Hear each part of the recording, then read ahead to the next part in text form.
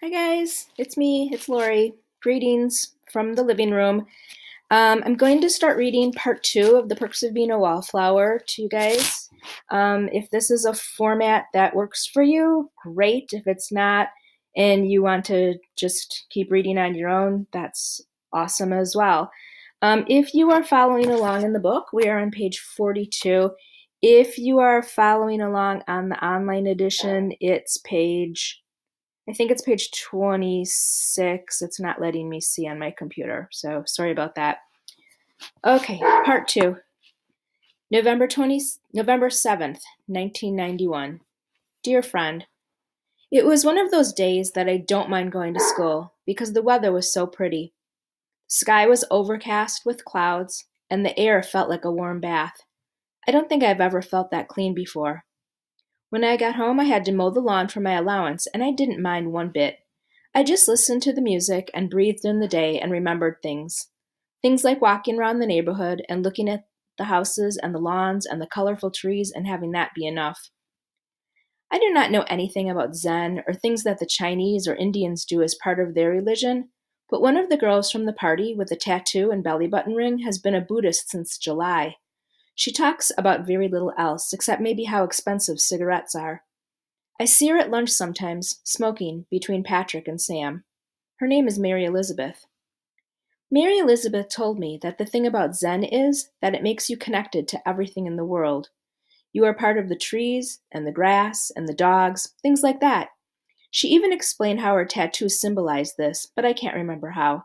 So, I guess Zen is a day like this, when you are part of the air and remember things. One thing I remember is that kids used to play a game. What you would do is take a football or something, and one person would have it, and all the other kids would try to tackle that kid. And then whoever got the ball next would run around with it, and the kids would try to tackle him. This could go on for hours. I never really understood the point of this game, but my brother loved it. He didn't like to run with the ball so much as he liked to tackle people. The kids called the game Smear the Queer. I didn't really think about what that means until now. Patrick told me the story about him and Brad, and now I understand why Patrick didn't get angry at Brad at the homecoming dance for dancing with the girl. When they were both juniors, Patrick and Brad were at a party together with the rest of the popular kids. Patrick actually used to be popular before Sam bought him some good music. Patrick and Brad both got pretty drunk at this party. Actually, Patrick said that Brad was pretending to be a lot drunker than he really was. They were sitting in the basement with some girl named Heather, and when she left to go to the bathroom, Brad and Patrick were left alone. Patrick said it was uncomfortable and exciting for both of them. You're in Mr. Brosnahan's class, right? Have you ever gone to a Pink Floyd laser light show? Beer before liquor, never sicker. When they ran out of small talk, they just looked at each other, and they ended up fooling around right there in the basement. Patrick said it was like the weight of the whole world left both their shoulders. But Monday in school, Brad kept saying the same thing. Man, I was so wasted, I don't remember a thing. He said it to everybody who was at the party. He said it a few times to the same people. He even said it to Patrick. Nobody saw Patrick and Brad fool around, but Brad kept saying it anyway. That Friday, there was another party. And this time, Patrick and Brad got stoned, although Patrick said that Brad was pretending to be a lot more stoned than he really was. And they ended up fooling around again. And Monday in school, Brad did the same thing. Man, I was so wasted, I don't remember a thing. This went on for 7 months. It got to a point where Brad was getting stoned or drunk before school. It's not like he and Patrick were fooling around in school. They only fooled around at parties on Fridays. But Patrick said Brad couldn't even look at him in the hall, let alone speak with him. And it was hard too, because Patrick really liked Brad. When summer came, Brad didn't have to worry about school or anything, so his drinking and smoking got a lot worse. There was a big party at Patrick and Sam's house, with the less than popular crowd. Brad showed up, which caused quite a stir because he was popular, but Patrick kept a secret as to why Brad came to the party. When most people left, Brad and Patrick went into Patrick's room. They had sex for the first time that night. I don't want to go into detail about it because it's pretty private stuff, but I will say that Brad assumed the role of the girl in terms of where you put things. I think that's pretty important to tell you. When they were finished, Brad started crying really hard. He had been drinking a lot and getting really stoned. No matter what Patrick did, Brad kept crying. Brad wouldn't even let Patrick hold him, which seems rather sad to me, because if I have sex with someone, I would want to hold them. Finally, Patrick just pulled up Brad's pants and said to him, "Just pretend you're passed out."